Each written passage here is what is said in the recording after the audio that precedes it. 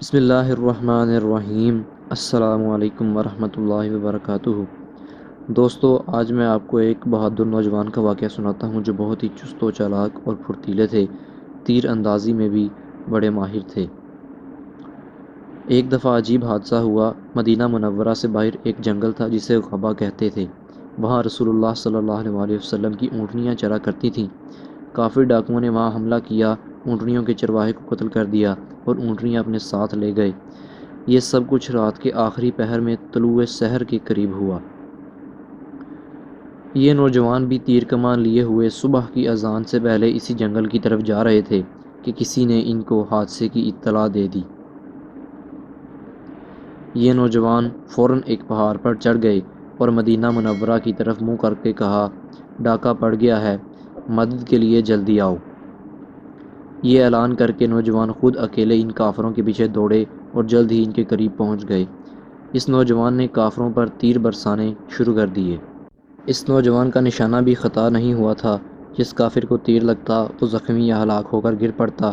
پہلے تو کافر یہ سمجھتے رہے کہ بہت سارے مسلمان ہمارے پیچھے لگے ہوئے ہیں اور تیر چلا رہے ہیں، اس لیے وہ سر پر پاؤں رکھ کر بھاگتے رہے، مگر بعد میں انہیں اندازہ ہو گیا کہ یہ تو اکیلا لڑکا ہے جو ہمیں پریشان کیے ہوئے ہے۔ ان کافروں نے کئی بار کوشش کی کہ پلٹ کر حملہ کریں، لیکن جب بھی کوئی حملہ کرنے کے لیے آتا یہ نوجوان اس تیر مار کر اس کے گھوڑے کو زخمی کر دیتا۔ وہ کافر اپنی جان بچانے کے لیے واپس بھاگ جاتا۔ اس نوجوان نے دیر تک کافروں کا تعاقب کیا۔ کافر اتنے بدحواس ہوئے کہ حضور صلی اللہ علیہ وسلم کی اونٹنیاں پیچھے چھوڑ دیں اور اپنی جانیں بچانے کے لیے تیزی سے بھاگنے لگے اور اپنا زیادہ سفر اور زائد ہتھیاروں کے بوجھ سے بھی آزاد ہوتے گئے۔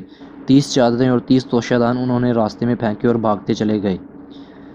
آگے چل کر ان کافروں کو ایک اور جماعت مدد کے لیے مل گئی۔ اب ان کی جان میں جان آئی اور سب نے مل کر اس نوجوان کو گھیرنے کی کوشش کی۔ یہ نوجوان ایک پہاڑ پر چڑھ گئے اور للکار کر کہا، اس ذات کی قسم جس نے محمد صلی اللہ علیہ وآلہ وسلم کو عزت دی ہے، تم میں سے کوئی مجھے نہیں پکڑ سکتا اور میں جس کو چاہوں پکڑ سکتا ہوں۔ وہ لوگ گھبرا کر رک گئے۔ اس نوجوان نے ان کافروں کو باتوں میں لگائے رکھا تاکہ مدینہ سے مسلمانوں کی مدد آ جائے۔ چنانچہ کچھ دیر بعد دور سے صحابہ کرام رضی اللہ عنہ کا ایک دستہ گھوڑوں پر سوار آتا دکھائی دیا۔ ان کے میدان میں پہنچتے ہی لڑائی شروع ہو گئی۔ کچھ دیر بعد کافروں کا سردار مارا گیا۔ باقی کافر یہ دیکھ کر بھاگ نکلے۔ اس نوجوان نے پھر سے ان کا پیچھا کرنا شروع کر دیا۔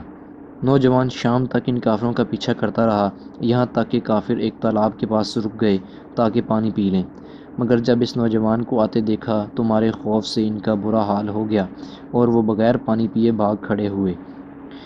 ان میں سے ایک آدمی پیچھے رہ گیا۔ اس نوجوان نے دوڑتے ہوئے ایک پہاڑ کی کھائی میں اس کو جا لیا اور تیر چلاتے ہوئے نعرہ لگایا، آج ذلیل لوگوں کی ہلاکت کا دن ہے۔ تیر اس کے کاندھے سے پار ہو گیا اور وہ تکلیف سے چلاتا ہوا بولا، ارے تو وہی صبح والا نوجوان ہے اور ابھی تک ہمارے پیچھے لگا ہوا ہے۔ نوجوان نے جواب دیا، ہاں اپنی جان کے دشمن، میں وہی صبح والا نوجوان ہوں۔ اس کے بعد اس نوجوان نے بارگاہ رسالت میں عرض کیا، 100 آدمی میرے ساتھ کر دیں تو میں دشمنوں کا مزید تعاقب کروں اور ان سب کو ختم کر دوں گا۔ حضور اکرم صلی اللہ علیہ وسلم کو اس کم عمر جانثار کی جرأت اور ہمت پر بے حد خوشی ہوئی اور آپ ہنس دیے اور فرمایا، اب مزید تعاقب مناسب نہیں، وہ لوگ اپنے قبائل میں پہنچ گئے ہیں۔